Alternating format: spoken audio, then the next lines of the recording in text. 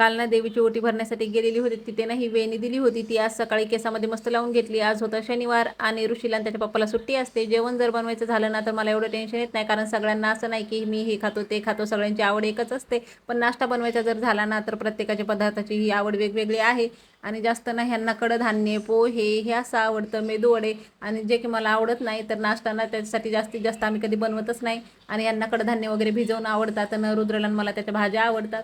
तर मग काही यांच्याच आवडीचा नाश्ता करावा लागतो, त्यांना सुट्टी असते म्हणून. तर रात्री चणे भिजत घातलेले होते, त्याला हळद, मीठ, तिखट वगैरे, कांदा, टोमॅटो घालायचा आणि छोले मसाला पण घालायचा आणि थोडासा चाट मसाला वगैरे टाकून घ्यायचा.